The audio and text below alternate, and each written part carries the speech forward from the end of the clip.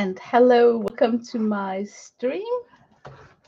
Well, I sure miss that old YouTube feature where you could get situated before you went live. So, just a second, let me see if I can maximize my desk space here as much as possible. I really would love to pull the paper. This is as far as it can go. Okay, it's okay, it will do. Well, if you saw my upload, I think it was yesterday. Hi, Riri. Welcome to my desk. Whoops, I got notification blocking the chat, so I'm just gonna get rid of it. Hi, Deborah. Welcome. So, yeah, well, I did an upload where I was showcasing this big poster drawing that I actually named the Victorian house. And I did it because it's so impossible for me to show it underneath my tiny web camera because I got the monitor in the way, and you cannot just maneuver such a big poster without getting people totally seasick, right? So if you want to see the rest of this huge drawing, you can go and watch my upload from yesterday. Hi, Kathy Aber. So today I just want to show what happened after I uploaded it. Well, I just sat down and then I drew that Irish pup. Yes, I did. It turned out pretty good. It's over here in the corner. And Lori Pink Girlie gifted me these tiny Tim Holt people where you have like a bunch of people sitting here drinking and then a guy standing like Captain Morgan. And he's a little bit smaller than the rest of them. So if I put him next to these guys, he would be like a midget.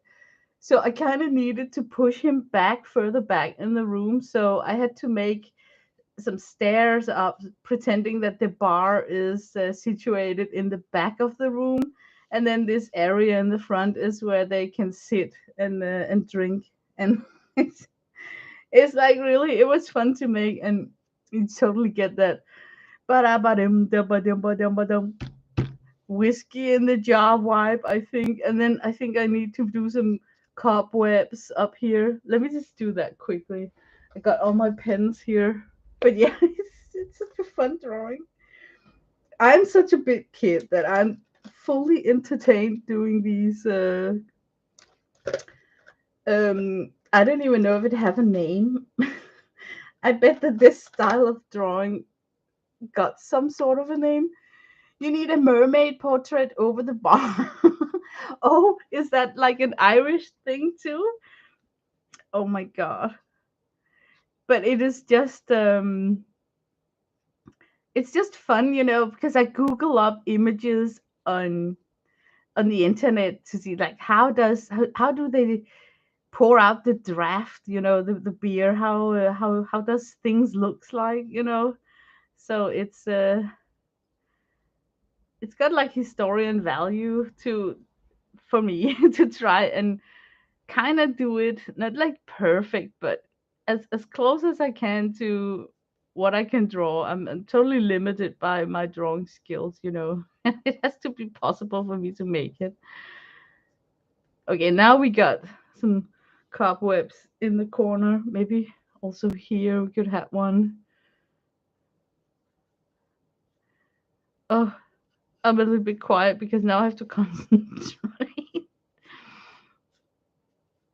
Let me see. I have to make it super small, because of the scale. Okay, there we go. We got cobwebs. That's cool. I'm sorry. Uh, yeah, but that poor lady of the house, she's standing here. I actually glued her down because I glued down these guys here. So now they are totally married to the page. And I think I needed to put them outside because they're fully dressed, so it would look kind of weird if they were standing in their living room totally dressed up. But I kind of feel sorry for the wife in this house because I'm picturing that she's like a fine lady, so she's a little bit of a snob. And I pictured that this her husband, he's some kind of a gambler. He kind of lose a lot of money playing cards in the gentleman club at night, and then to cover his losses, he had to rent out to this Irish dude that he barely knew. But what he didn't knew was that this Irish guy actually established a pub.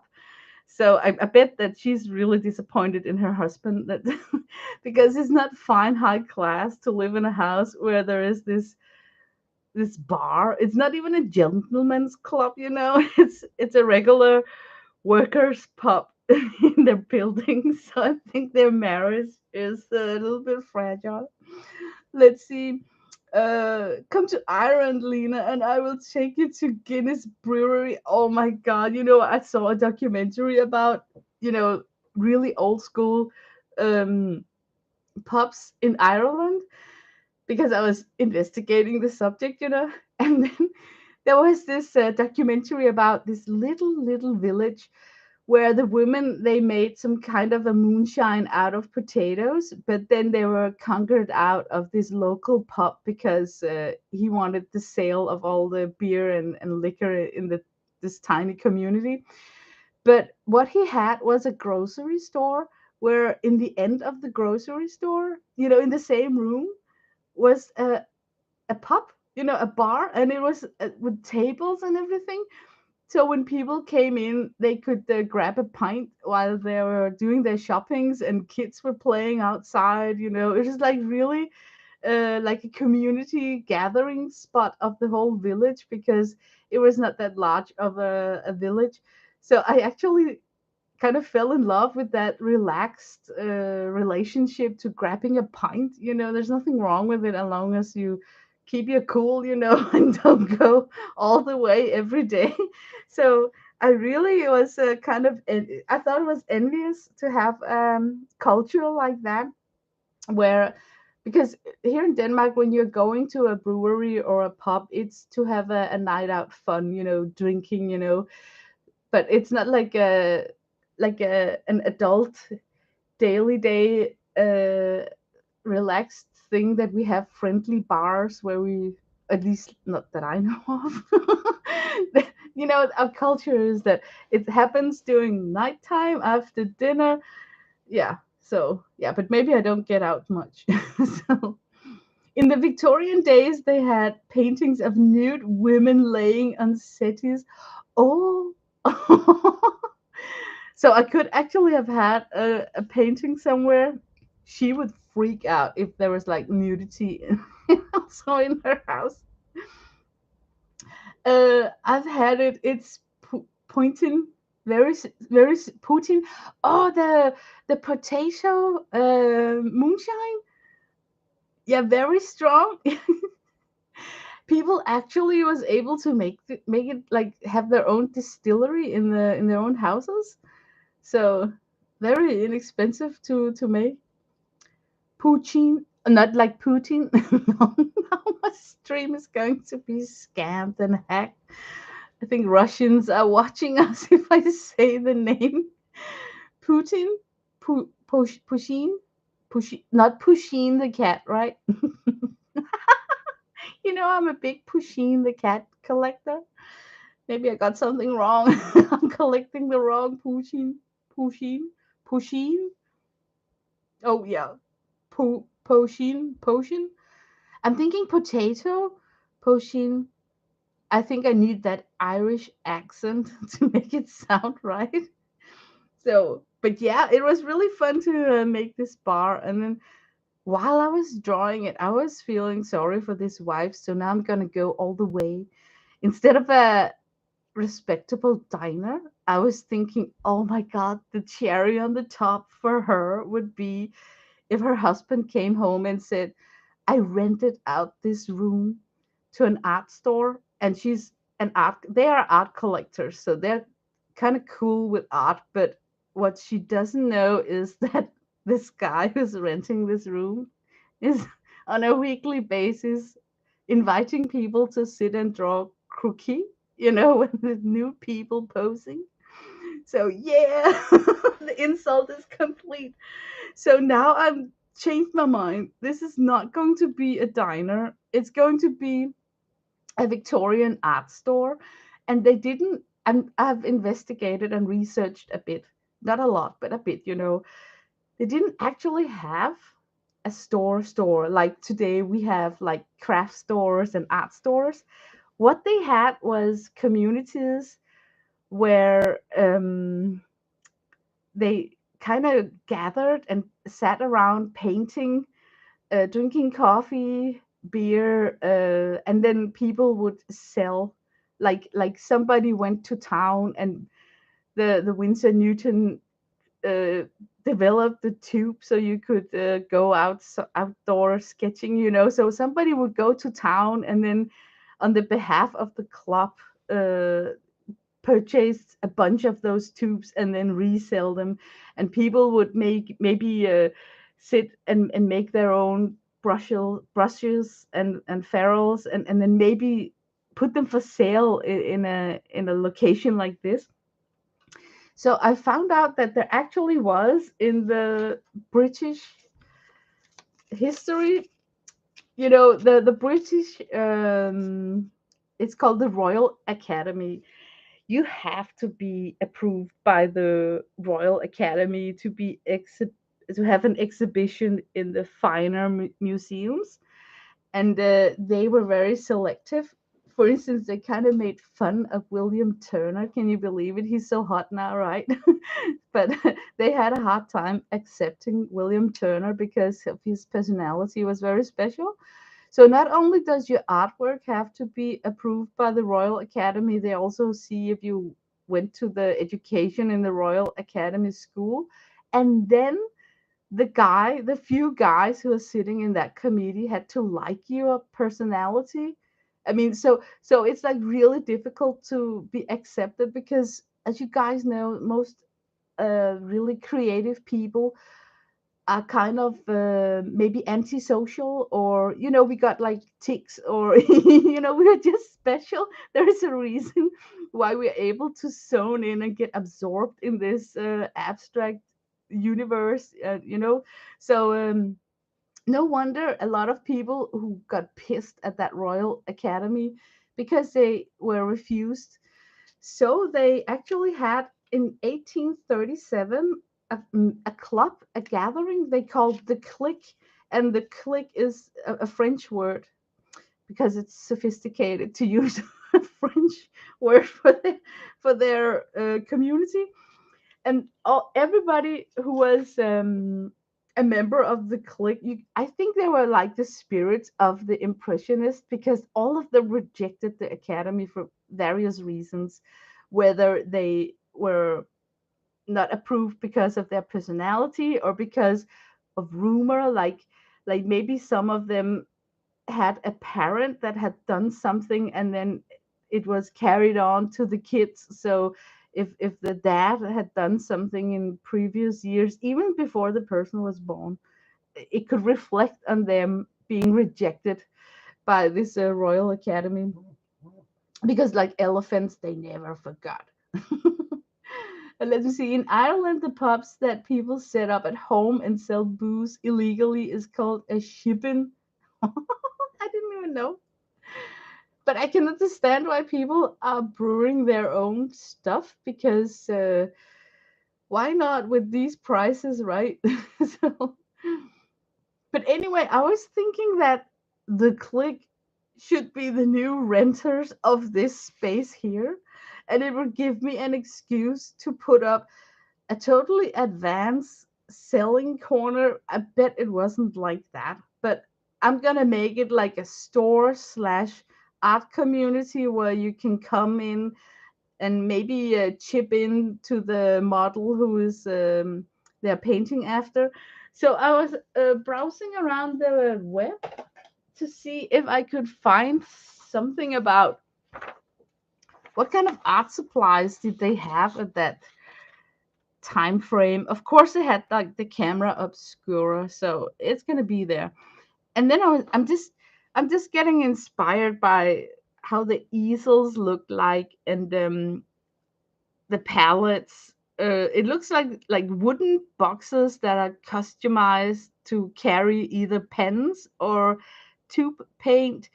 And look at this. Looks like stolen from the music world, but it's actually an easel where you can attach an arm to, so you have it's not a pochette box because you can't close it, but I think it's a piece of supply that would be in this kind of should we call it not a store, but and here these boxes here are actually pallets. So yeah, it was really interesting also that the this one existed way back then. Nice, right? Of course, I will not be able to draw so small that we can see pen and tools, but some of the things like I can make like big brushes, still be able to use that. So this is like really useful. Also the shape of their palette, the classic shape. Yeah, so I'm just gonna get inspired and I'm gonna lay the paper here so I don't spill over on the rest of the drawing. But that's the plan for today.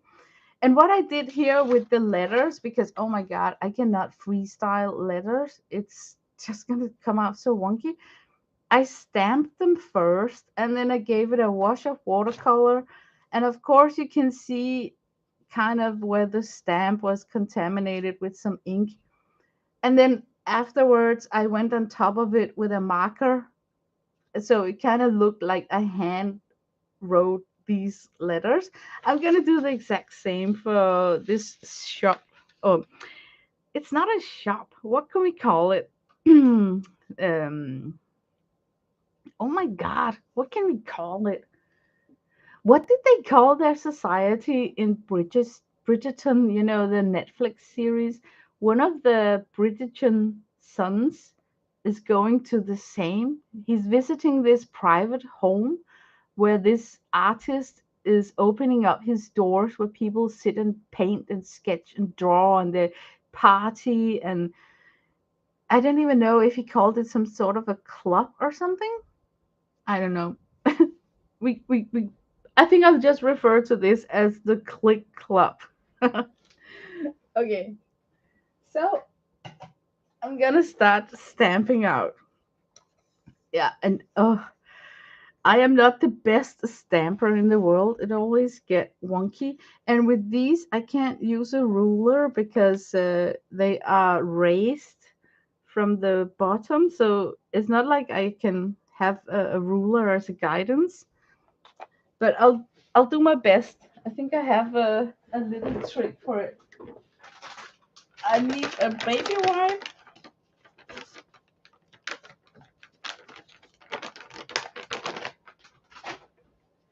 Okay, I have to say a disclaimer also. Mm, you know what? It takes so long time to do these things. If you want to have fun while you're doing it, it's gonna be a nightmare if I rush it, and then it won't be fun for me. So I'm really just gonna take my time, and the slower I work at this, the more ideas I get because I am calm and you know relaxed. So I will not finish today. I can already guarantee that. So this is just going to be, I'm working on it. It's in progress. So I won't promise anything finished. Okay, the click 1, 2, 3, 4, 5, 6, 7, 8, 9, 10. 1, 2, 3, 4, 5, 6, 7, 8, 9, 10. Okay, so I kind of need 10. So I can, there's 10 in a row here, so I can kind of use the box to center it. So if I start here, yeah. Okay, now this box has to lay totally still because my plan is that I'm gonna glide the stamp down using the edge of the box as my ruler because it's raised up, so I cannot use a ruler the other way. Okay, and to be really anal, I'm wiping off the edges of these stamps so I won't get a square. You can just really tell the edges in these stamps. It's very messy. really a bad design. And then my plan is that beside turning the letters the right way up, I'm just gonna use this box to slide, ooh, to gently slide down the stamp. Ooh, and then I'm gonna hold it because I'm not gonna push it down. I think if I push it, I get more of the edge smear on the paper, but it's impossible to stamp these without it. Yeah, look. But I can actually re-ink it, and with some luck, maybe slide it back down as long as I don't move my hands. Yeah, see? Okay. See? Maybe I should just take my chance. I can't. I too anal. I need to wipe off that edge.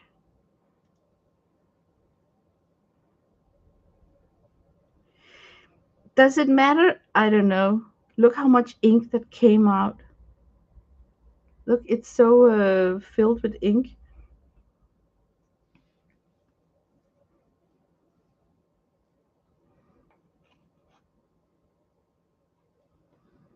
Woo! Hi, Barbara.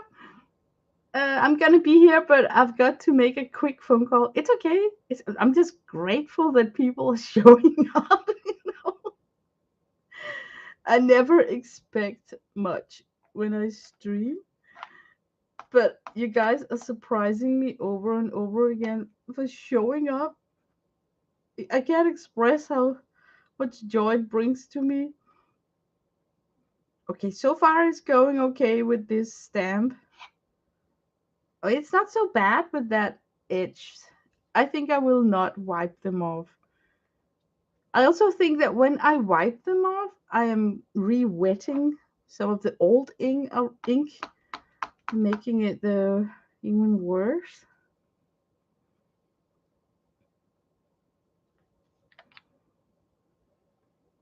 Hi, Deb. Oh my god, on my last upload, I kind of misspoke and said that it was Mrs. Jinx who reminded me of this drawing, but it actually was Rhonda. So I hope that if you see this, Rhonda, thank you so much for reminding me about this wonderful poster that had become like a UFO in my stash. I don't have a lot of UFOs, but the ones I have are completely gone from my memory. Like, I'm not even aware that they exist. So I was really kind of surprised that I had let it go and not finished it. Okay, why do I hold the stamp so long to the paper? I don't know. I think I'm giving the ink a chance to soak down, but I don't know if it's necessary. It's just a bad habit.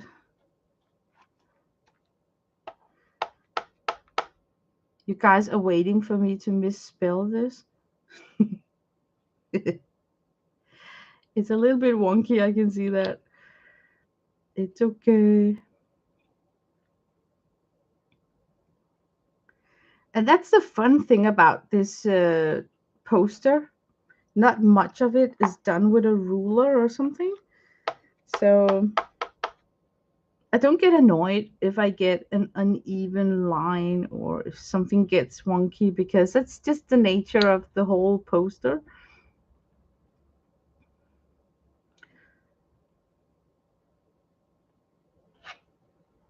Okay, and then the last letter.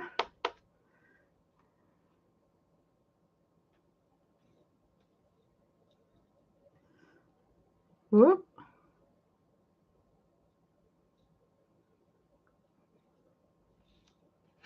the click. Oh, that's good. I can work with that. I can work with that. Okay, so what I did the last time when I made the sign here for the Irish pub, was that I simply just glazed over it with colors to push it back, and then came on top of it with markers. So I think I'm gonna do the same.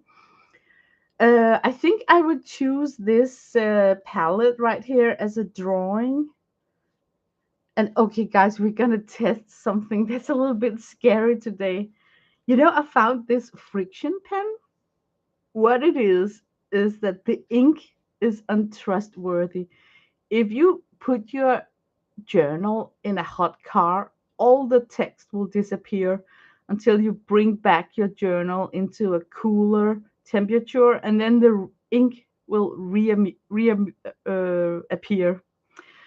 So the bad thing about this friction is that you can also iron it off it with really hot temperature. You can use it for fabric when I'm quilting, and then I use this friction pen, and then when I'm steaming my fabric, it just takes the ink. I don't know where it disappears to.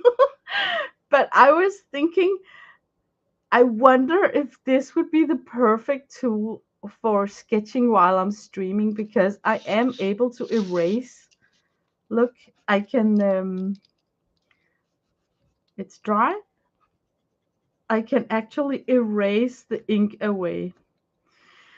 And the way that I sketch these things is that either you start sketching everything that's in front of you and then work backwards into the room, or you pencil in first the established furniture and then whatever comes to your mind, like people, table, chairs, vases. So, and then you depend on having being able to erase your sketch lines, right? But if I have to pencil in something really lightly, you wouldn't be able to see anything. So I'm just gonna take the chance and use this pen and then draw directly on this area and then trust that I can erase it. It's gonna be a little bit stupid if it doesn't work, but hey, some idiots have to try it for the first time. Let that be me, right? So we're gonna sketch in this palette right here.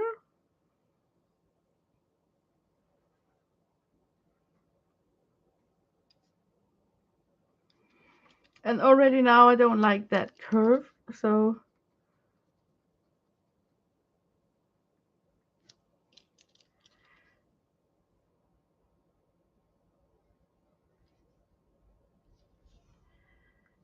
looks funky. Does it need a brush? I think it needs a brush, maybe. No. Oh, I have to think because I have to go over this with the watercolor, so I don't want a lot of intricate details sticking out because it would just make my wash looks not good. I think maybe two brushes and then nothing more.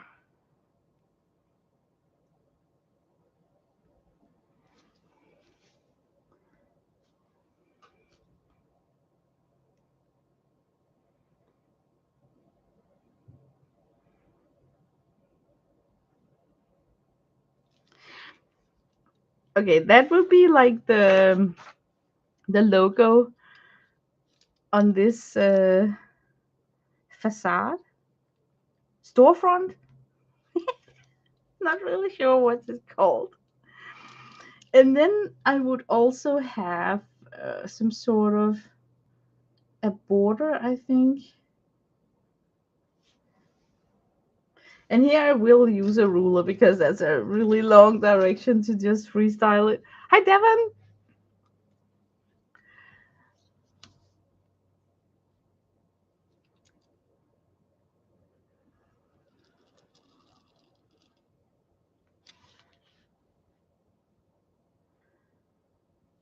Oh my God, I shouldn't have made my brain remember that Irish drinking song.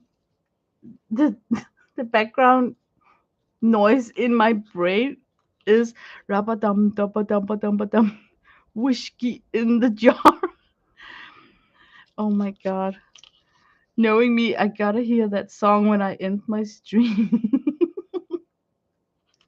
Isn't it funny how the brain works? Oh,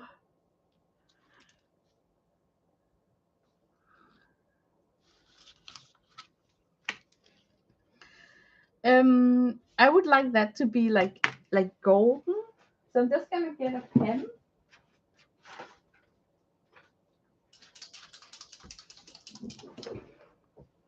Oh, and for sure, this palette right here should also be painted in gold.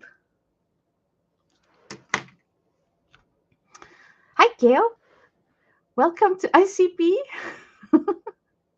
I loved your house tour, and your model kit. Oh my god, that model kit was such fun to make. I didn't think that it was okay. To tell you guys the truth, I first saw Dee Dee on a Wednesday, I think, where she had bought this tiny space. I think it was a miniature living room with some bookcases or something. And then she poured out all the tools and all the small items. First, she showed the box, right? And then I got really surprised when she poured out the content of the assembly kit because it was like filled with so many tiny things that I actually in my head was making a little bit fun of it. Thinking like, oh my god, it should be illegal to have so much time that you actually gonna build all that from scratch. And then she started building, and then I think she made a recliner, a chair, and then just caught me. And before you know it, before her stream was even over, I was on Amazon browsing the kits, and then I let it slide because that was just too crazy. It's not my style. I don't have that kind of time, and I'm not taking up another new hobby. That's it. And then the evening came, and I was for some reason on YouTube watching tiny models and tiny houses and Bentley miniatures, and then I was just so in love when I saw a YouTube upload with this cafe, Parisian cafe, that before I went to bed, I ordered it. And of course, it arrived like super fast.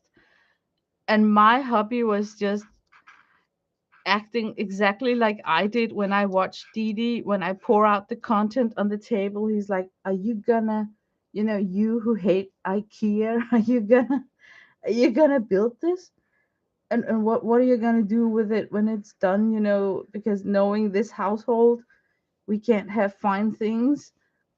But yeah, it was really fun to build. I have not regretted at all. And if I was rich, I think I would actually build more miniatures if the hands also cooperated. Yeah, CB, you're so right.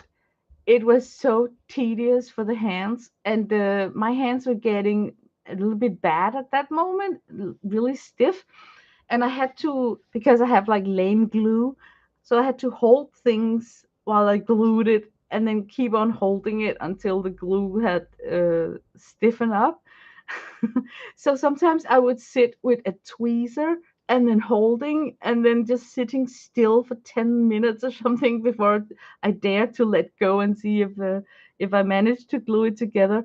And while I was doing it, sitting there frozen, waiting, like incarcerated in this project, I was thinking a million times that this is stupid. Like this is not fun. But in a way, it was when you managed to build a chair finished and it looked so cute. So yeah, but it is very tiny. It is very tiny. Mm. I made a faux pas when I made this because the marquee should not be able to have this slanted right here. It should have been like front on. But that's the small joys there is with this drawing. There is- There's a lot of small errors like that. Now I will see if I can lift off some of the green paint over here. because I am going to give this marquee another color than green. I'm thinking white and then what? I don't know. I probably am not able to get rid of that China marker, so I will take out a craft knife and then see if I can scrape down the majority of that China marker. Yeah. Oh, look, I'm, I'm just making it worse trying to erase it.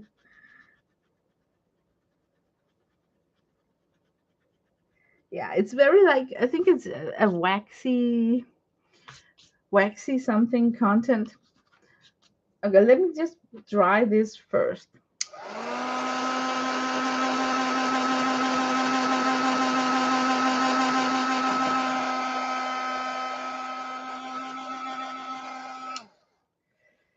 Oh, thank you, CB.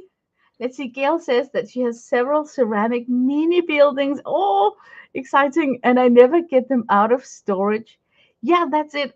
You know what? My tiny house is living inside my shelf because I got these glass doors for the shelves. I'm like really old school. So it's behind those glass doors. Also, because did you guys saw how the rooftop was very fragile when it comes to dust? Like it would be like a total dust collector because it's not encased in some sort of mantra or something. So I just immediately knew that this is gonna be like such a piece, such a clean out. So you can't even have it standing out, you know, to brag or something. This is very very skinny paper. It's not even mixed media paper. It's more like double as thick as printer paper. So I think what I'm gonna do, I'm in trouble with that. I think what I'm gonna do is that I'm just gonna take some white acrylic and then just glaze over it, and then hopefully it's gone.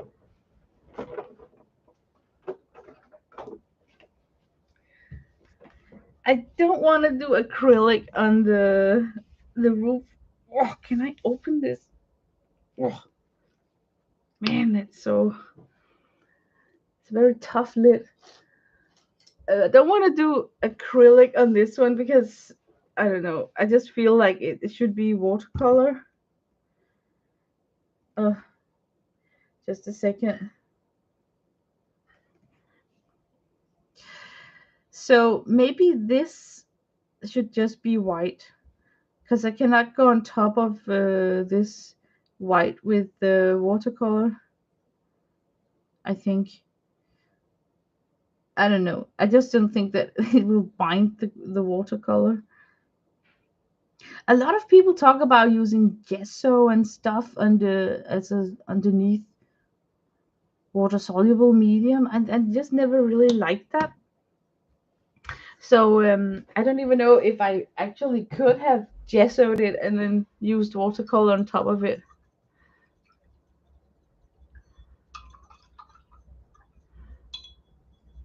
Okay, I'm thoroughly rinsing that brush because I don't think that I'll come back to it after my stream. I'm notorious for leaving as a brush just like that. Okay, change my water because now I contaminated my water with acrylic. So new water jar. Okay, that's gonna dry up. Now I have to think about what color should this. Oh, first of all, what kind of palette? What palette? Oh, should it be? I have.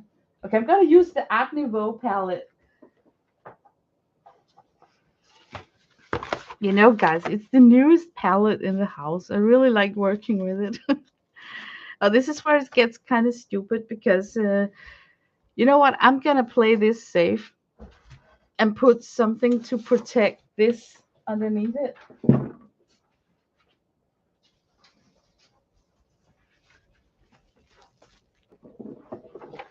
We got these bubble wrap envelopes for work. So I'm just gonna be smart and use my brain and do like this. The cool thing about this bubble wrap is that it's plastic, so if it gets wet, it won't soak down to the drawing. Okay, I did warn you guys that this is gonna take a long time because I am having fun while I'm doing it, so I don't want to rush it. We have to pick a brush that I like. This one, yeah. You could do white and red or green stripe awning. Oh, it's called an awning because the first one of the left could be left white. Yeah, I definitely like the idea of the stripes, with white stripes. Um, a red awning.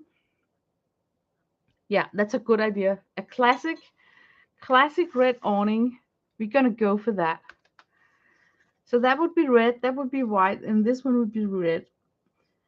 I'm just not taking any chances with that acrylic. I don't want want it on my brush. So I'm just gonna paint that one last.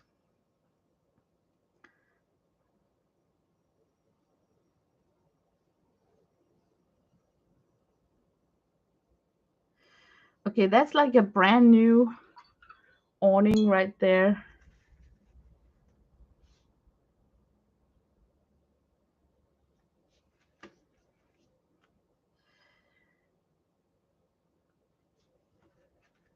I'm just taking off some of the paint. I want to see how it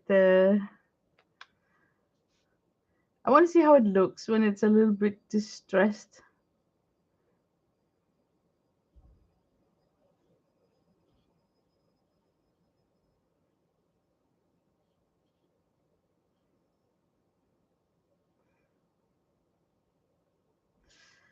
Oh my god, I forgot the flap.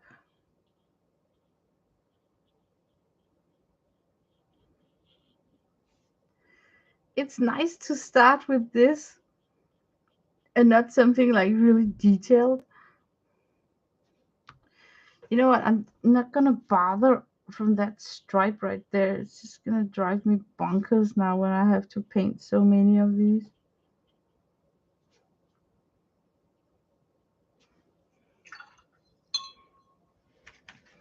But I do like that kind of distressed, not so perfect. We just see how it dries up. If I don't like it, I can just glaze it over.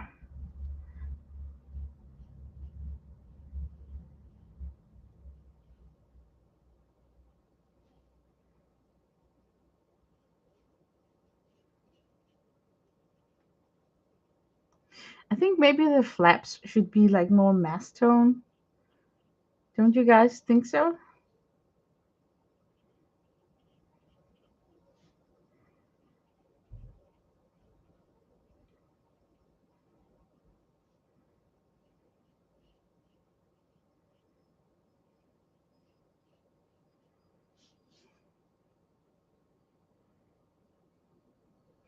And then I'm completely quiet.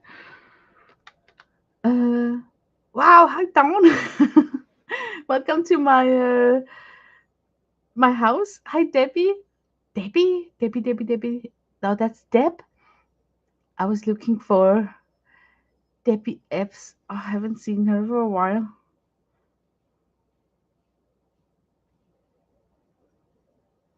So it's Friday. Oh. They are having in Tivoli, rock concerts every Friday. This year, I don't think that Hobby and I are interested in the program. There was a lot of new bands that we don't really doesn't really have our interest.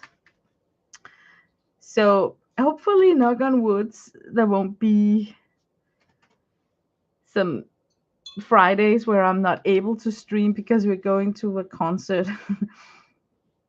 And I say hopefully because you know what? Oh my god, it's so expensive. a beer costs like $1 million in the Tivoli, and you have to pay for the entrance, and you get hungry, and then everything is so expensive in there. So I have become like a total Scrooge when we are in that is etablissement because I really think that Tivoli is a money sucker. So to be honest with you guys, I'm actually kind of happy that Hubby kind of came up and said he was a little bit disappointed in the music program for this year.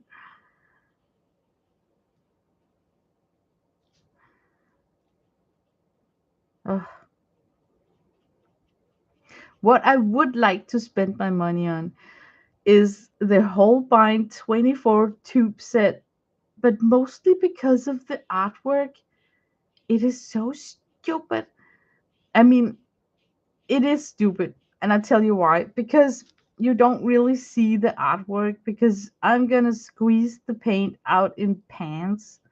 So it's not like I'm gonna see the tube artwork whenever I work with the paint. So I can understand if you have like cute packaging on acrylic tubes or something where you revisit the joyful packaging artwork every time you use the product, but not when it's squeezed out in a pan. It's a Japanese artist, and I saw it on I can't even pronounce her name. Iris Landcraft. I saw it on a watercolor channel that they came out with a limited edition. A words like limited edition also is the thing that gets you right. It was a limited edition of a 24 tube set, and there also was like the complete full tube set, but that was like really expensive. But 24 in a cute case, good colors. And then I never tried Holbein paint before. I only have one white gouache in Holbein brand. So of course I'm also curious. But what I'm trying to say is, if we went to Tivoli for a concert and it wasn't good, and there was like a bunch of people that annoyed me because it's so crowded in there, I would so stand there thinking that, oh my god, for the same amount of money, I could have had that Holbein tubes. So, so I think it's a good thing. I don't know if I should get it. I'm actually in doubt, mostly because I think it's so stupid that I fall in love with some cats painting on some tubes, and I don't really paint from tubes with watercolor. I really like picking it up from pans. So I'm really in doubt here. But if someone came and told me that Holbein was good thing, good quality, I think I could be interested in trying out the brand. Let's see. How you know it? Oh, I have to get rid of my notification because it's blocking the chat. Oh, Tori, you too. Just to try it out. People really hype about it. Like, but I don't know. It's not cheap, so sometimes people get hyped about a product because it kind of reassure them that their money wasn't wasted. So sometimes I feel that some of the reviews are over exaggerating just a little bit, and I'm thinking it's because they are so invested in the product with their money that they sometimes convince themselves that this is the best since sliced spread. No, no, since sliced bread. Oh my god, what can I say it? Sliced white bread. Oh my god. There was for some reason a tongue twister. I'm putting a little bit of tinted, not white, on the flaps of this awning. I think what I'm looking for here is to create some sort of 3D visual. So if let's say that people don't really get that it's an awning and it's just this weird thing sticking out or just being there, it might help if it was a little bit dimensional. That was too much.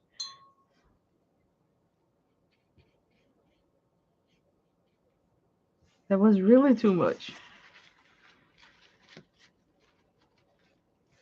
Also, I just like that it's going to be a little bit distressed, so it doesn't look so flat and new.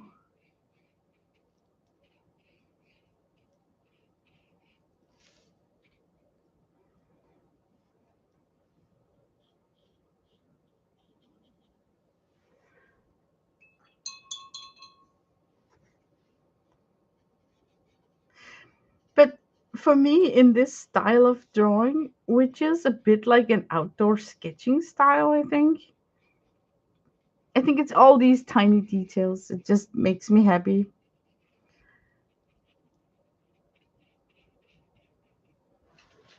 Okay, that was it. Lena, they are good quality, and just put the tube paint in pans, and then there you go. You can use it from the pans when dry. That's true. Mm. Uh, oh my god, I'm thinking about it. My crowd surfing days are over at music concerts. Yeah, I'll leave it for the young ones. It's just so crowded in Tivoli. It's so small an area when there is a big concert, and I don't think it's pleasant anymore. Like it's it's kind of Woodstock crowded because some are sitting down on the lawn, some are eating, and some are there with family and small kids, and it's just a weird crowded people because it's an amusement park. So it's not like when you go to a real concert, there's like specific kind of people that shows up those places. Here it's a mix of elderly and kids that you have to protect. So yeah, so I just think that in a way, I don't really think that Tivoli is suitable for having a big band name because it's just gonna be crowded and it's not gonna be fun for the kids. So, hmm. Okay, now we have to decide what color this should be. I really love this bluish, that pan right there. I think it's like a blue green. Yeah, that would be so nice with that gold border. I'm going for that.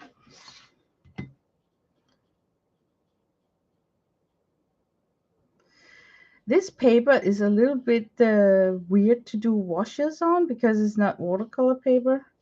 So it's gonna look really streaky. I'm going to go all over the letters and everything. So it's on purpose.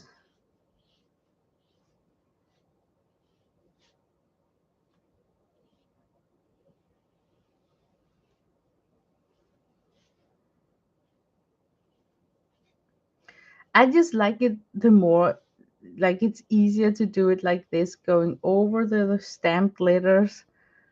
Could you imagine having to paint around the letters? No, thank you. Then you would probably stamp them after you blocked in this with paint, right?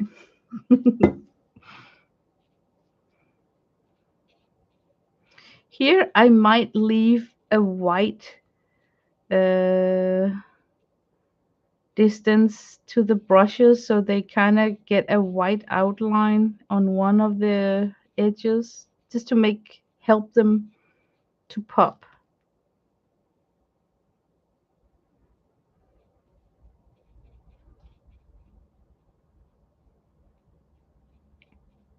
Maybe it doesn't really show up on camera. But I chose one edge, one side of the brushes, and that side on both of them should have like a white outline. It's very small, but it actually helps the eye when you just glance and gloss over it. Kind of helps the eye to view it, view the shape better, I think.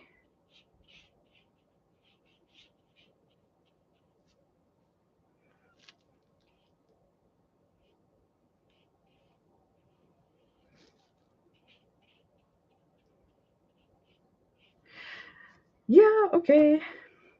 Now it's drying up um lighter in the. I think it needs two coats. That is what I'm trying to say. I think it needs two coats because I can see that it's going to dry up lighter. How is my light situation here? Is this better for you guys? Maybe like this? Okay, I'm gonna turn on this lamp here. I always have issues with my light at this time of day. Okay, I'm gonna use a heat gun.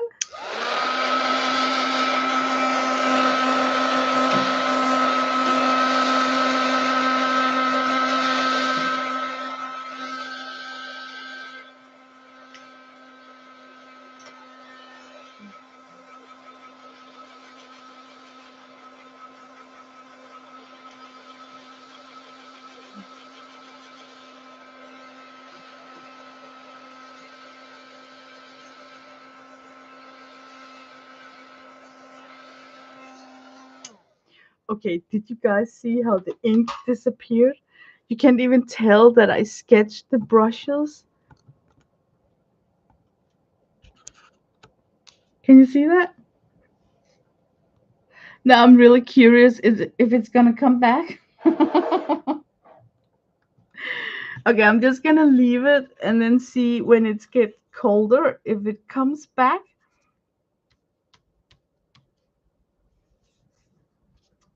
Oh my god, isn't that? I told you guys this friction pen. If you write a journal with it and put it out in a hot car, all the pages is gonna be blank, and it's just like, where did it go? But let's wait and see if it returns or not. I don't know. Oh, I'm so glad that I heat set that small part there. Could you imagine if I have drawn and sketched out a lot of things here with that pen? Okay, I'm gonna give the second wash to get that more darker.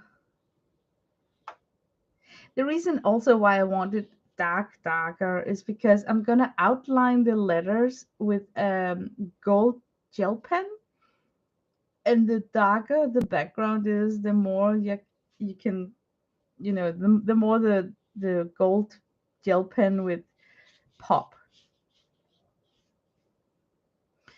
and I can still, see the stamped letters through the paint, so it's gonna help me when I am going to grab the marker, and I can barely talk and paint at the same time. Oh my god, the stamped letters is gonna help me when I take the marker and put in put put back the letters on the page. Is it coming back, that ink? I think it should have returned now. I wonder what I have that's kind of cold. I know that if I put it, let's say you had a journal that you had in your car and all the text disappeared. Rumor has it that you have to put it in the freezer, and then when you take it out, all the ink is reappearing. But now I cannot put this poster in the freezer. So I wonder what I can put on top of it that's cold.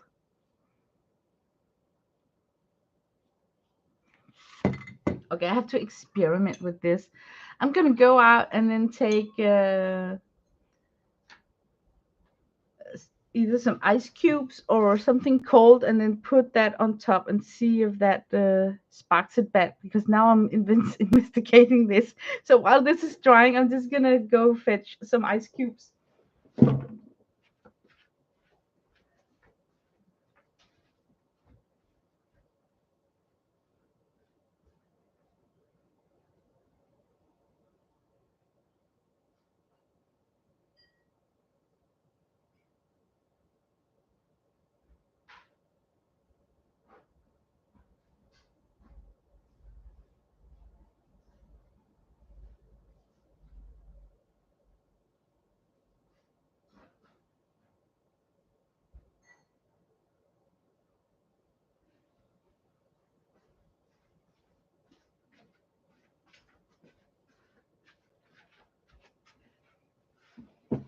That is so weird.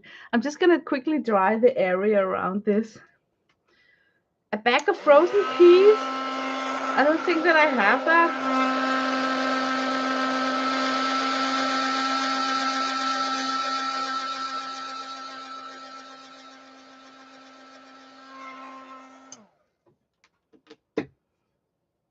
Okay, it's somehow dry. Now I'm just gonna put this on top and see. Okay, no ink. We can all see that. Or can we? I can't. My camera arm wants to go upwards. I can't push it down.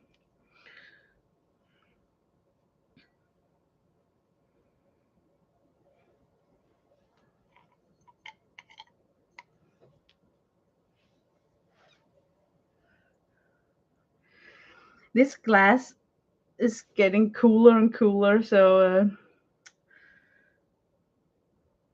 and it might even get condensated around it. So I may leave a round ring or something. Um.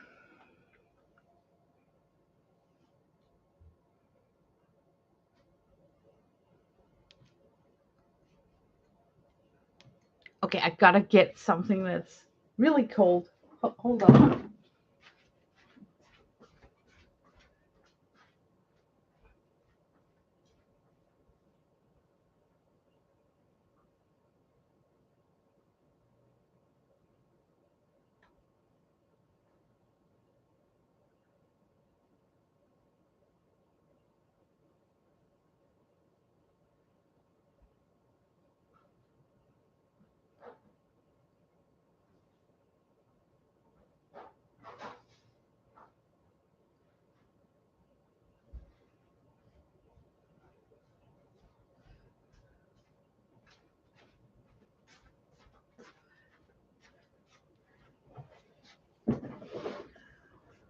No, it's not back. Okay. I got a piece of acetate and then I got an ice that's like really frozen. And now somebody might wonder, what pen was that? It was the friction pen. Let's see if the camera will zoom in. Oh, come on, camera. If I go slowly up, no. It's a friction pen clicker. And it says like removable with friction, and that's why I'm able to erase it. Uh, I won't be putting my needlework in the freezer. Okay, let's see. It's still not cold enough. Let's see how much cold that it actually needs.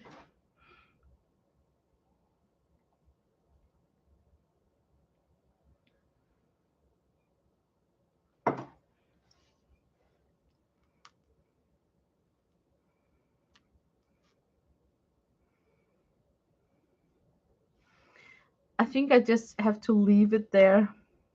Oh my god, this is so lame.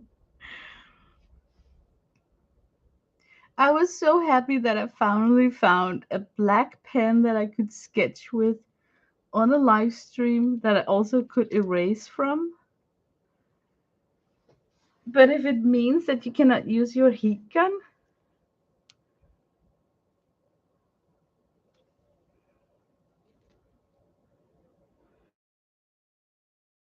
reappearing. Now I'm wondering if it's the acetate. You see, I got a little bit of ice there.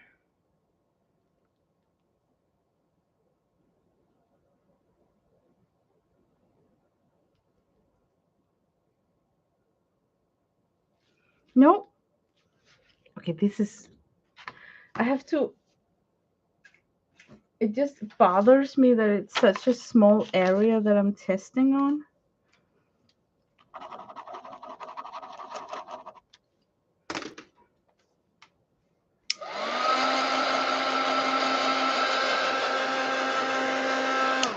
Okay, now it disappeared. Now it's in contact with something cold.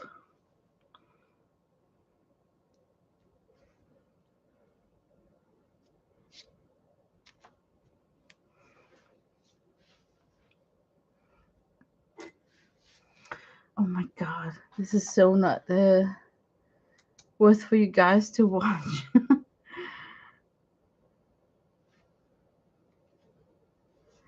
It comes up a little bit, but not totally. And I'm gonna wrap the paper around it.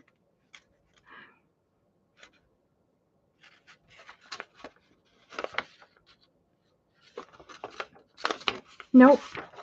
You know, it comes back, but you can't really call it that. Call that for a comeback.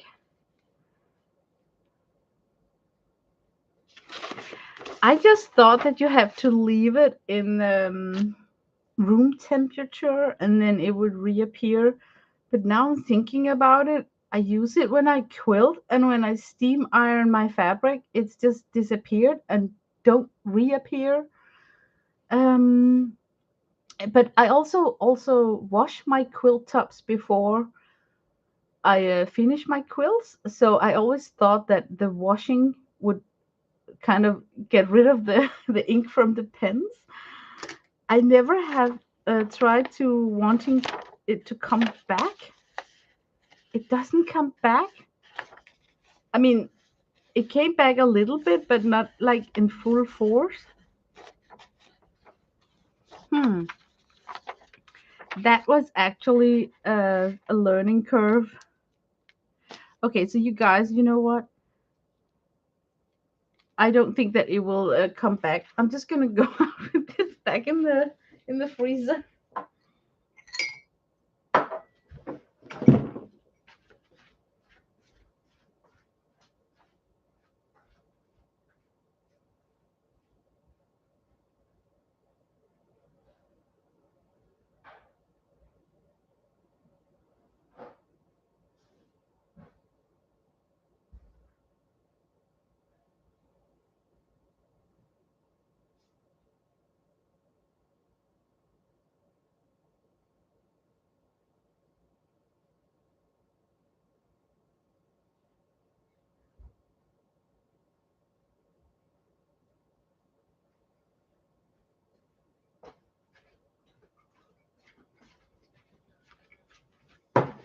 Okay, I'm back. Ah, now I got some ice water too. Listen up. You know what? I'm gonna continue sketching with this, and then I'm gonna totally unplug my heat gun. Not gonna use the heat gun anymore. Ugh, there. Now it's unplugged, so I won't get tempted. And then I want to check when I'm done streaming how much better it looks for you guys who are watching when I sketch with a pen.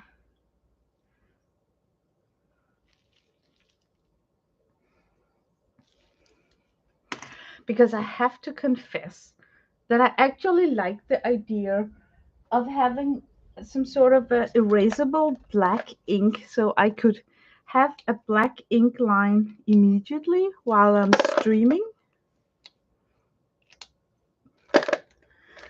Love these pens. Hate that I can't read what's what it says.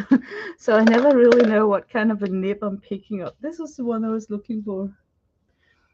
Okay, so now I'm basically going back, and I love that it gets wonky, and you can kind of tell that it's my handwriting.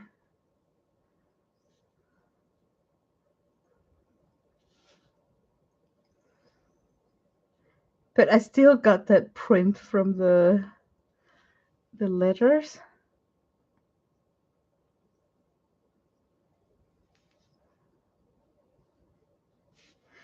And you kind of get a second chance to, you know, if it's a little bit wonky, to straighten it up a little bit.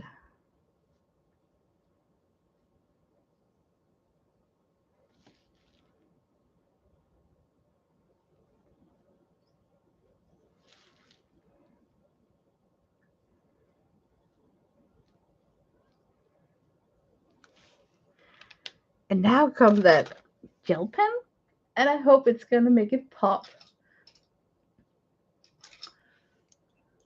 Let's see. Where is the favorite? Is it this one? Yeah, this one will work.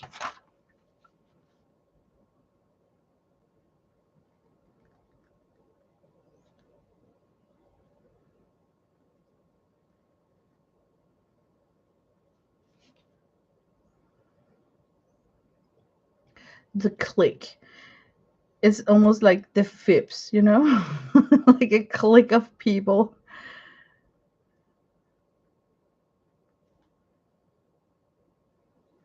I would love a time machine and then go back if I was allowed in it as a woman. You never know, right? In Victorian age.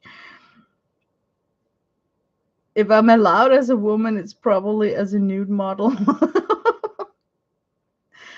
But I would love to go back in time and then just because back then I think that they were more expressive when they had art discussions in galleries. They sometimes picked a fight, just to hear people's opinion, knowing what's happening in the future, especially with some of the names that we really treasure today, but never really felt that they had popularity or became famous while they were alive, but achieved that after their death.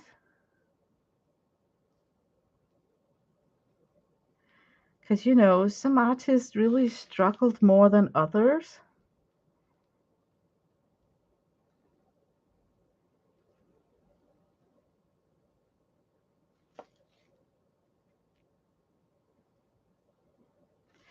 It's just like, I saw Titanic, the movie Titanic, and then Rose, the young girl in the movie, she was interested in art, and then she bought a painting made out of an unknown painter called Picasso.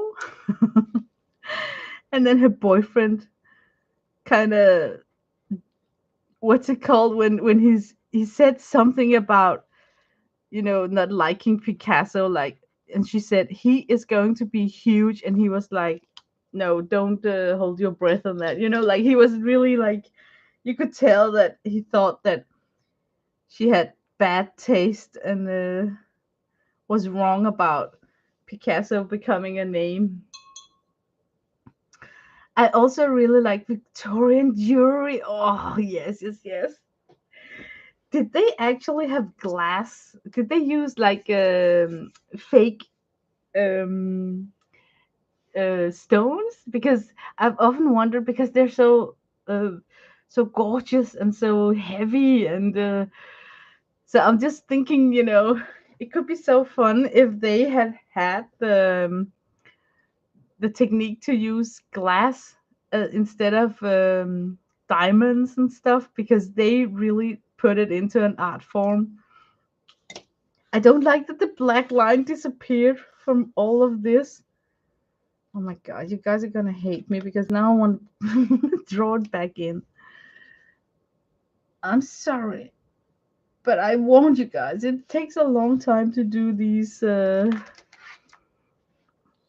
things, and I find that I rarely return to a spot once I move to the next spot. So if I don't take the time on the current spot and get it just the way I want it, there is a risk that I won't return to it.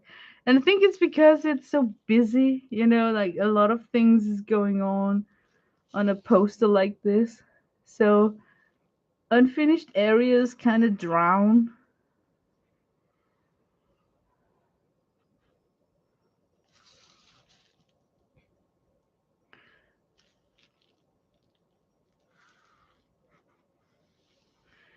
There, it helped me at least. Yeah. And then one here.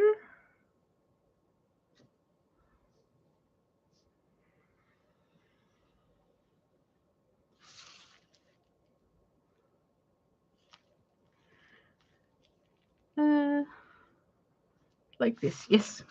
Okay. You're laughing, Devin. I bet you're laughing over, the people, in the galleries fighting. They really gave William Turner a hard entry into the closed club. Okay, guys, now I have to really think. I know that I can erase with this pen, so I think I would start putting in the heavy furniture instead of working from front to back. I'm just gonna first situate the room and then do the details. I'm thinking, I don't want to think about where the entrance to the shop are. It's just like a dollhouse, the wall is cut. I'm thinking I would like to have. I already have that crazy where it's like almost dimensional,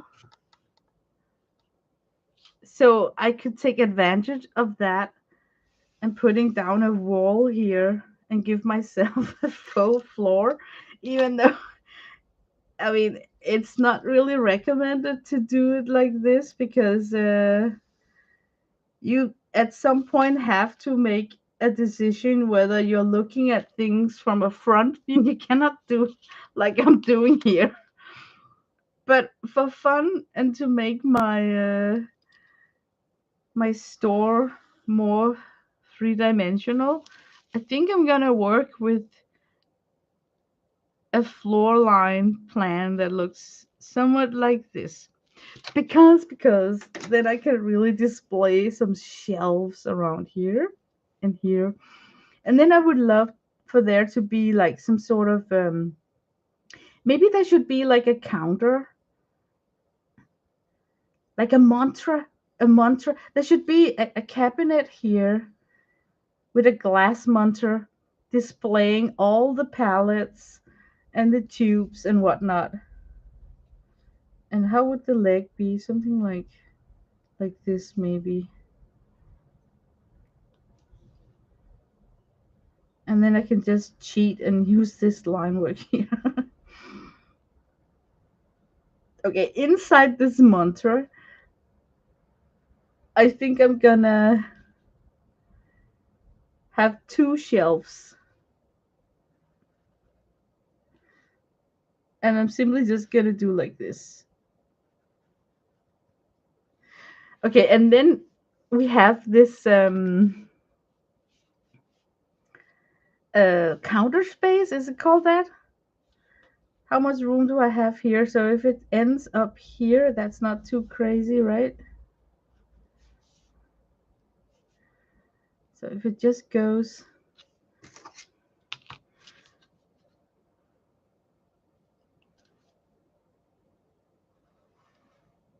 It's a very long counter, so that's why it's like this. Okay. This one is like this, so it's kind of stopped there. And here, because it's sideways, Okay, I have to indicate with a line that this shelf ends because otherwise it's difficult to see that it's actually two pieces of furniture back to back. Here, I actually have the opportunity to sketch in that very strange cashier register that they had during this time period. And it goes something like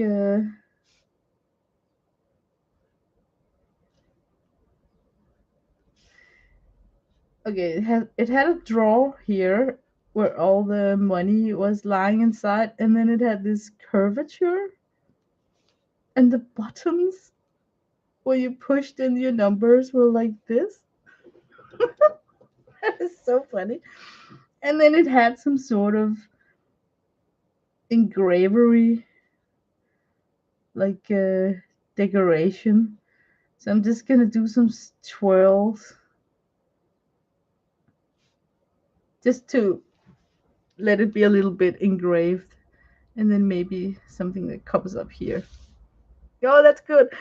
And I think I would like that to be some sort of a cobberish color.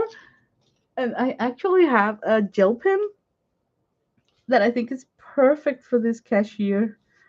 So I'm just gonna pencil in that color right now.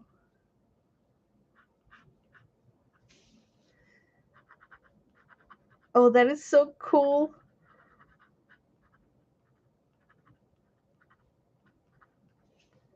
Okay, I should go crazy with some gold dots. Where's my gold pen? Right here. Oh man, those lids. They are not kidding. Oh,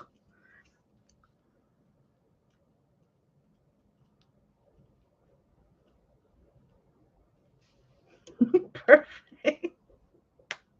Okay, I love that I got the opportunity to get that from a side view.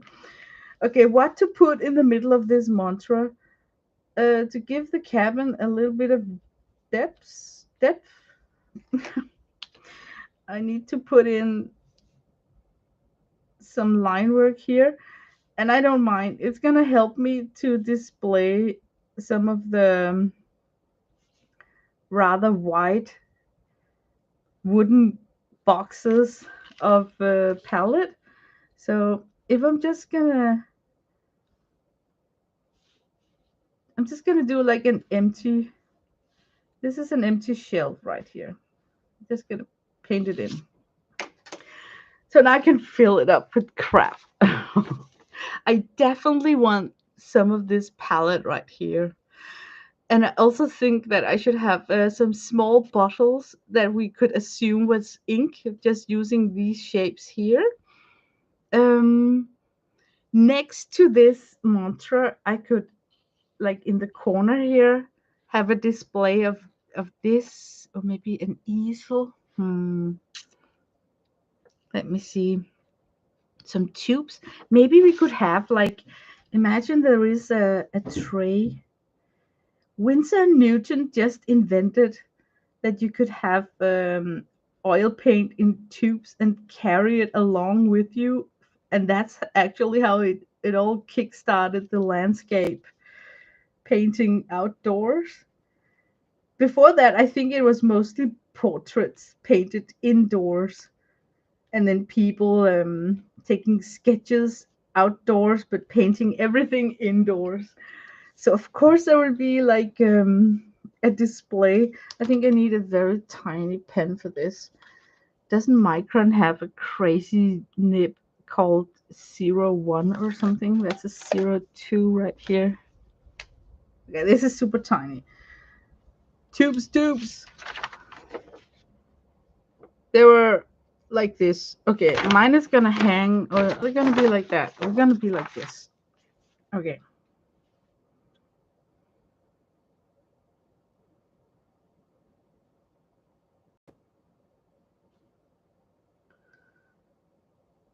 I know you guys are thinking, are you crazy? But there were like 5 ml tubes up here. I'm pretending. So they're displaying like small 5 ml tubes, and then they're displaying a gigantic 15 ml tube right here. just as a show off, like, look what we also have. And then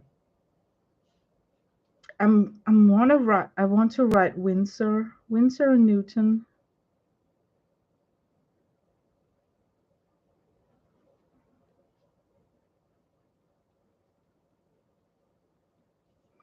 I got Windsor and Newton almost written there. And hooray for gel pens, because now I can actually just take a tiny color on each of them. We're gonna go primary red, yellow, blue because they mixed a lot. They didn't have a ton of convenient pens as we got today. So I think they were like really basic, limited palette colors. Okay, the big tube here should be like ultramarine blue, right? Oh, looking good already. Oh, this is fun. Let's see. Oh, hi, Anne Lar. Yeah, ruler use. um, let's see. Most early artists mixed their own paints. Yeah, from grinded stones. Only out of. Hi, Janet. Sorry, I first discovered you now. Uh, Janet, I tried that. I don't even know if it have a name. You know what you streamed about Monday? And I did like you did, like went totally like brown and blue. And I tried to use your mark making, and I don't think it's finished, but I kind of like the way already that it looks like a landscape. So I think I don't even know what's up or down. Maybe this could also be. It's very difficult to see what's up and down. Could also be like I'm thinking about making it into a map. So I would draw a circle with north, south, east, west compass kind of marking. Yes, it was fun. It was really fun and relaxing. And then I taped in the edges. And then I thought that I should make like a black border. But then I thought, you know what? I'm going to make like a black square just in a smidgen outside the edges. So I had, the thing here. And then I went on top of that with the stickles. So now that it's like the tape is off, it's framed in, it looks finished, even though it's not. I still have an urge to go on top of this with a white pen. But isn't it funny how a little make it look awesome? So you don't really have to work a ton with this. But what I did, because I'm such a pen crusher, I used watercolor. And then I had some issues with my pen. And then I took matte medium and coated it. And then I gave myself that slick kind of acrylic plastic surface. And then my pen began to glide like really effortless. But up here, where I did it without the matte medium, you can really tell how my pen was struggling with the gouache and watercolor. It's a mix. It's gouache and watercolor, because the white here is actually gouache that's with a palette knife scraped out. And that's because I wanted that very early on it looks to me like a map. So I wanted the like clouds or something. So yeah. But this is fun. Really fun. So I can see how you can like it's very like street friendly, because there is a lot of it's natural to not work on it, pause, look at it with new eyes, and then I don't know. It's just it was really nice. Okay, back to this. I think right here I would have like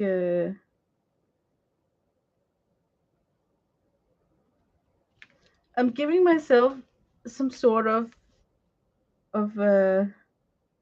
It says like new.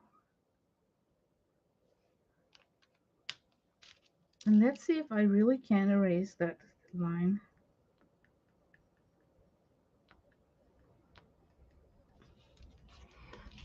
Yeah, I think it's fun to use this as a sketch pen. Okay, next to the tube pen paint. Let's see. Wouldn't they have like a palette where all the tubes were lying in? I think they would. So, and because it's a shop, their wooden box would be slanted. So when you're standing next to this mantra, you can look inside the box. And to make it easy for you guys to see, I'm gonna draw in all the mark making, so it's easier for you to follow along my drawing, what's going on. I think that illustrative, some sort of closure box thing, but we could do it even better by putting in some kind of metal things here. Okay, perfect. Okay, inside this box, and I'm gonna erase that line here. We're gonna we're gonna have something that's divided into rooms. It's just squares. I think that's like watercolor pans. Yeah, I'm gonna do that. What a fancy, just like a cigar box logo on top of this lid. I want the same. So I'm just gonna make like a round shape of some sort of a logo. And then I'm simply just gonna square this baby up. And then with a gel pen, make some marks. So, or even colored pencils, because maybe they are more opaque than gel pens. And they would have like a green. Of course, they would have like a sap green because there would be like some mixed colors, but not a ton, not a lot.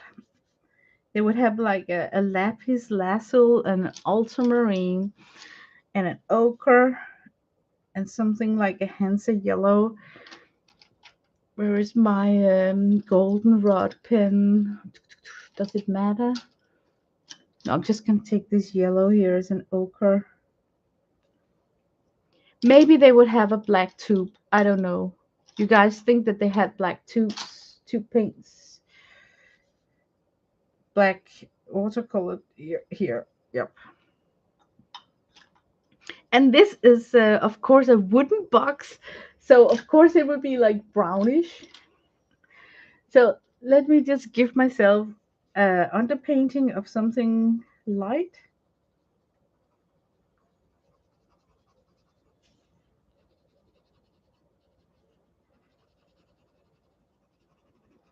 Okay, and then it needs some sort of a clasp that's, of course, going to be in the like a brass golden. Always an excuse to open up this pen right there. It's not my best friend. Oh, there you go. Like some sort of golden. Yeah, now it's fancy. You can't even tell it on the stream. Just look. Okay, now for the a little bit darker color for the shadowed areas down here.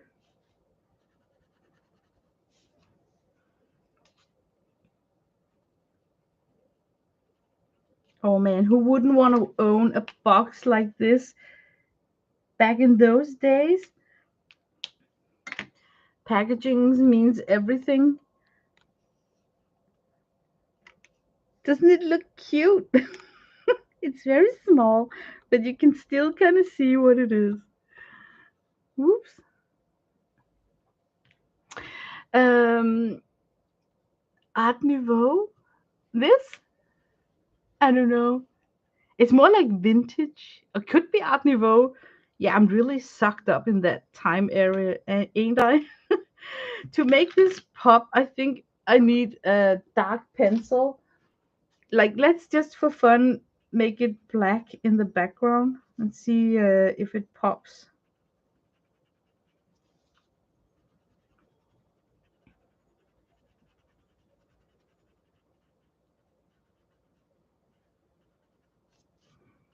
Yep, it pops.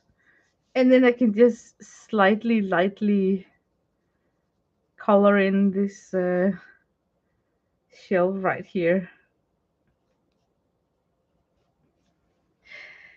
Okay, that was the lower shelf. Up here, we're gonna have more of these boxes. I like that design, something you can open like a compartment, you can flap out, and then that metal brass hinge system where the lid stays up. So this could be like an easel. So you sit in your lap. It's like a laptop almost. You can sit in your lap and use this as an easel. So next drawing is going to be that. So we're going to give ourselves a box. Why am I suddenly using this pen? I'm going to use this pen. We're going to give ourselves a box, Lena, a box. And it's going to be a little bit slanted because it's on display.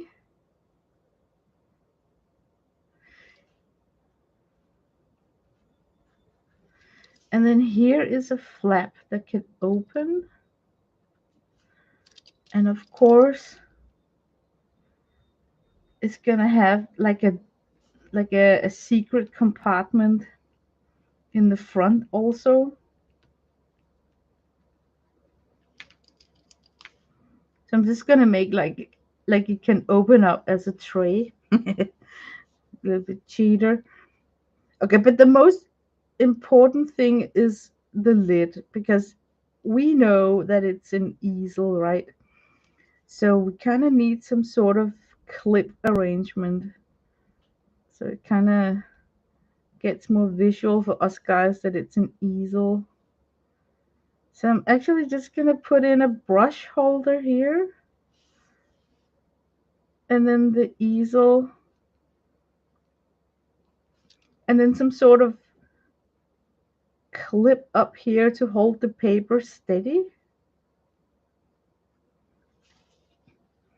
And then here we got compartments, just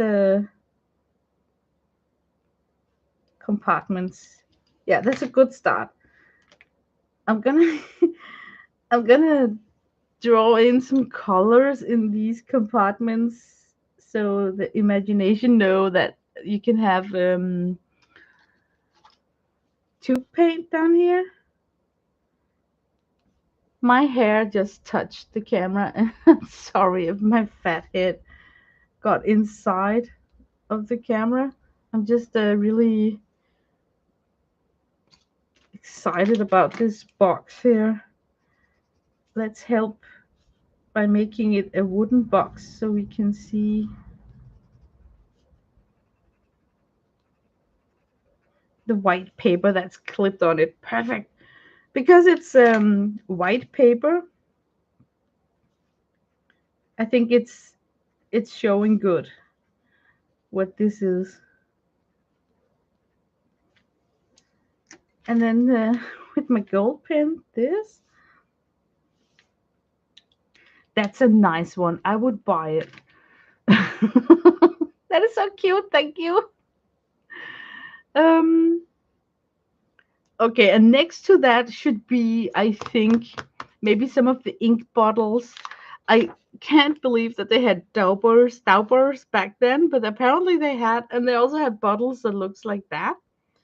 Matistic varnish. It's a varnish. Okay. Okay, I'm gonna try and make uh I keep taking the micron. I'm gonna use this one. I'm gonna I'm gonna make a compartment in this show mantra with a new shelf on it. Because these ink bottles, they're so tiny, you know. So I'm just gonna try and see if I can draw first a big one, because then we all would understand what the little ones are that's standing next to it. I like to cheat like that, you know, like like first you draw one that's very significant what it is, and then be a little bit messy with the rest of them.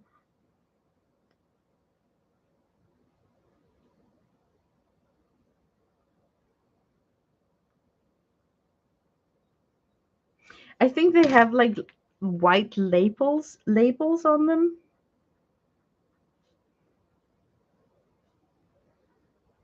and then I can have the joy of putting in a color. So let's go once again with the primary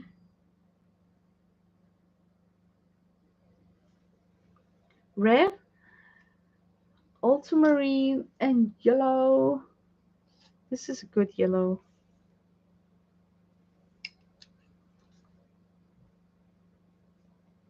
That was a little bit too dark. Maybe this brighter yellow down here.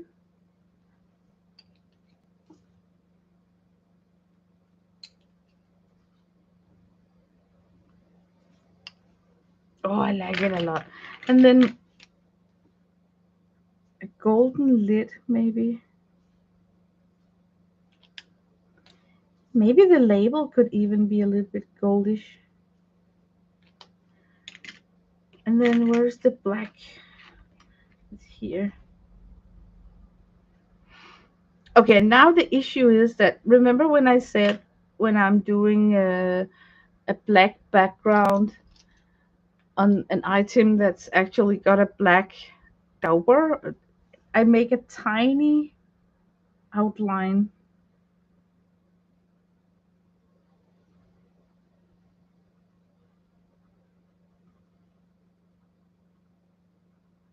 and that's how I get away with showcasing items that got black lids, or you know, so they still kind of stand out a little bit. And it's very, very tiny. Can see that tiny outline right there, and also next to the lids. So that's what I mean, that you can have that black background without losing a detail. Hi, Papa Chicken Pot Pie Society. Okay, that was a lot of time spent on just one furniture. So let me just quickly sketch in some of my other ideas. Here, I would love that there was this kind of a shelf. And oh man, we're gonna take like a tall shelf with a ladder on top of it. So it's gonna be poking out somewhat like here.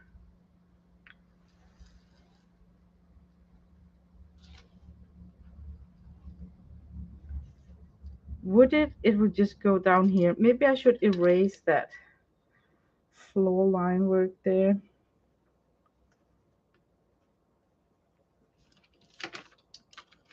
And then it would go parallel with the floor here.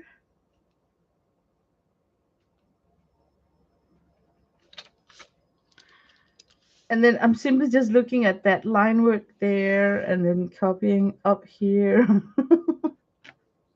And then everybody is happy. It kind of meets up like that. Okay, this is like a huge unit of look how that is slanted in this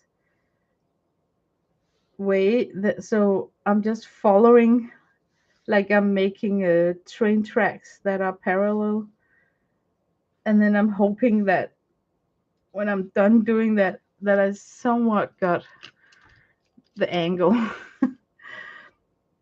up here we're having a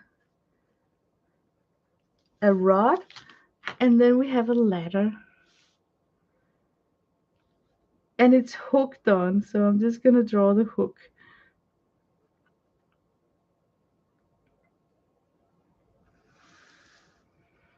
And down here, the ladder got wheels, so it can easily glide on the floor. I'm just speaking out loud what I'm thinking.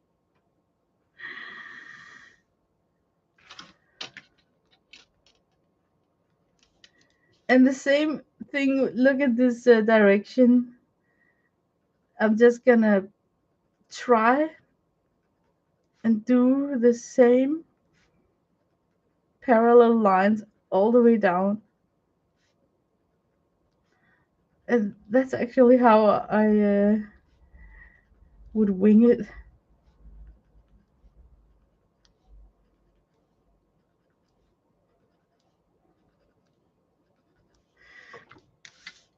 And then I probably would fatten up that ladder a little bit. I'm gonna make it black, so it's like a metal ladder.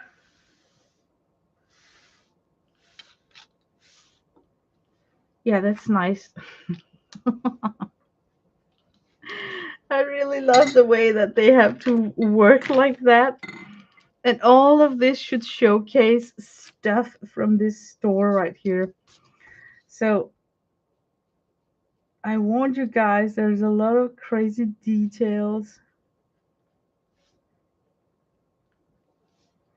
I just keep putting them in. Okay, here for sure, they should sell paper, right? And they should come in rolls. So here is a shelf. Um, I'm just gonna draw in this shelf.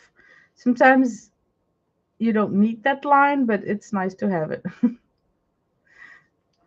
Okay, we got shelves here, right? Okay, we're gonna have a lot of paper rolls, like papyrus rolls, just sticking out. And just a pile of them. And I'm gonna put a bow on one of them so we can see that they are rolled up. And then we're gonna have some art books down here.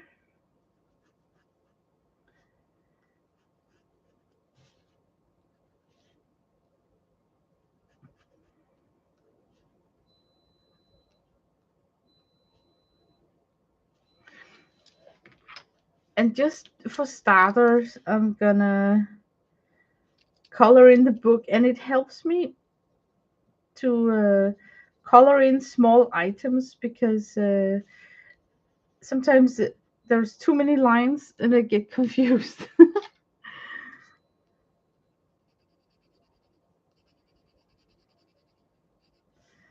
Okay, we got, and that could be red. That bow thing here. Okay, what else would it have? Let's see. Am I missing something in chat? Hi, Deb. You're here for your detail. That's good. You know what? I know that this is so not stream friendly because it's so tiny, but I really like it a lot. I want this kind of can you see that glass right there, that cup? I'm gonna copy that cup as a holder for brushes because it just daunted me that I need some sort of brush selection going on here. Rule of three items.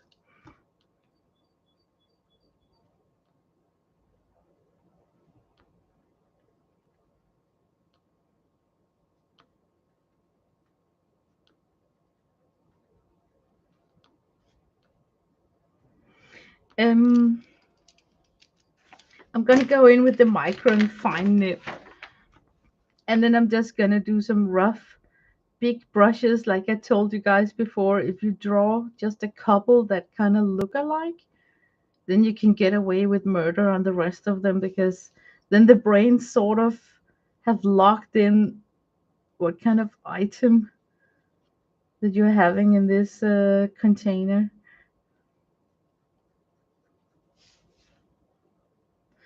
Okay, that was the round brushes. Let's get a ton of crazy looking hawk's hair. Um, okay, fun fact, the flat brush made it easier for the impressionist to do big, quick paintings in oil, because before the invention of the flat brush, they had round hawk's hair brushes. So I think I need a selection of flat and round here. And then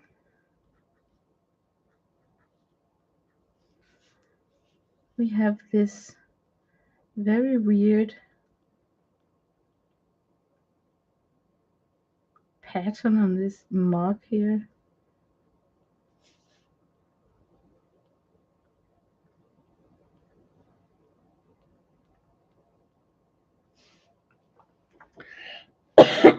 I'm sorry. We got brushes. They would have like a light brown, I think, uh, barrel.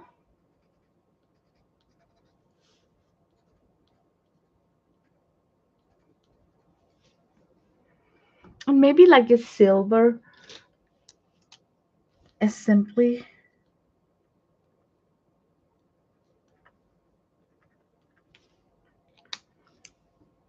And that cup right there, I think, is silver. So I'm just gonna dot it in silver. Don't you just love it when you can get inspired by something you just printed out? It's so effortless. You don't have to go on Google or anything. Let's see. I'm usually a detailed person myself, but all the details in this poster would have missed me pulling out my hair long before I got so far. I am having a blast because it's so small and tiny. You know, for some reason, I think all the details kind of is what making it when I'm done. But I kind of knew that some people would just click away from this stream because it is just obsessive. Like, oh my god.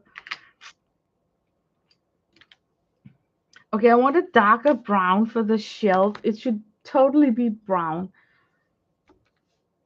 Hey, I'm forgetting to watercolor. What I'm doing?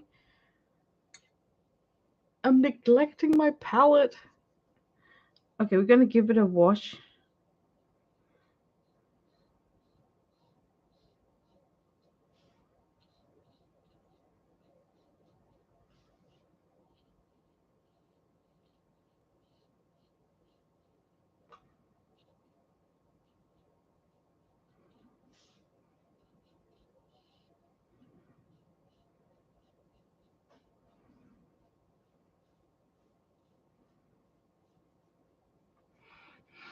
That is nice. And then I think that I should take some sort of this gray watercolor. I want to confuse the brown so it doesn't look so brown, because I got brown wooden boxes displayed. So I'm actually just dirtying it up, messing it up a little bit with gray. That's good enough. It's messy. That's perfect. Silver, is it called that? A silver reprise cup. That sounded funny. Repurpose cup. Popo. There's no popo in that word that you wrote. Okay, here we gotta have that camera obscura. Um, I like that old school one, so I'm simply just gonna go for it. It's poking out of this shelf unit right here.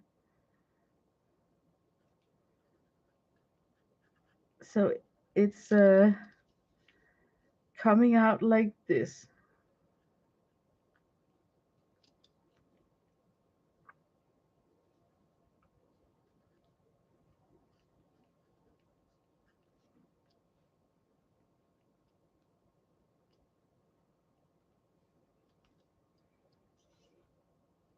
And of course it's black. So I'm just gonna, oh, I can erase that line right there. I'm just gonna dirty it up with a colored pencil. And then with that silver gel pen, I think that the lens would be silver and there would be some silver edges maybe. That looks like so cool. Now let me draw one down on the floor like it's just been put in here. Um, I'm gonna put it over here. Okay, I'm going for that one.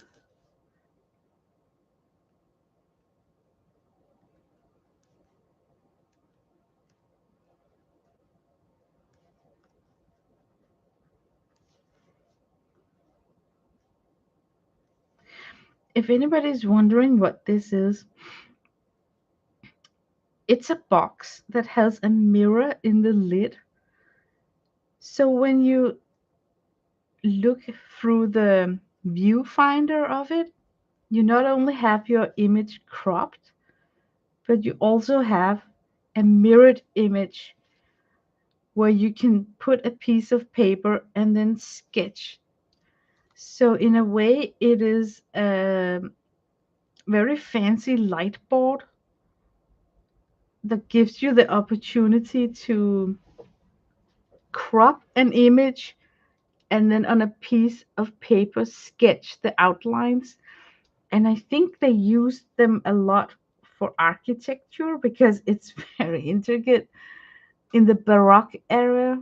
um, just imagine having to sketch a Gothic building or something. But with this camera obscura, they can take grids of a building and concentrate on that grid and go home in the studio with the outline sketchwork of the exact architecture. So I think that's why they were able to work in studio and then also have it very detailed and correct back in the days where it wasn't that easy to just take a picture or Google it or print out an image. And I don't think that they cut in books back then. Like today, if we need an image of something and we're not able to print it out and we find it in a book, we don't think twice about ripping out that page and using that as a sketch. But I don't think that they did those kind of naughty things back then. Up here, I need some linen to stretch out as a canvas for oil paintings. So I'm just gonna try and draw something that's folded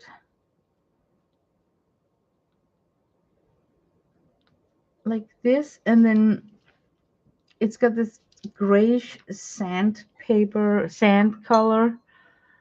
So I'm just gonna give it, and then I'm gonna try and write a sign saying cotton.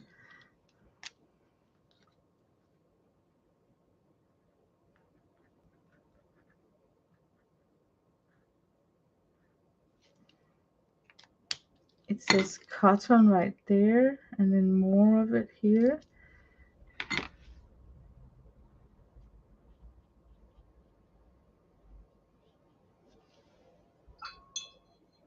Hi Dot?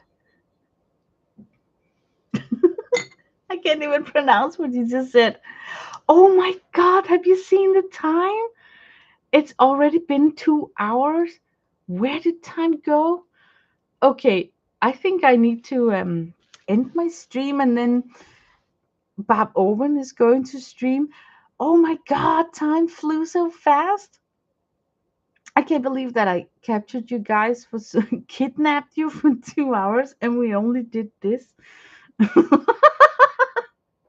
But I'm going to lurk Bob Owen and then try and finish off more of this. But thank you guys for coming and see you next week. So I wish you a very nice weekend. So bye bye.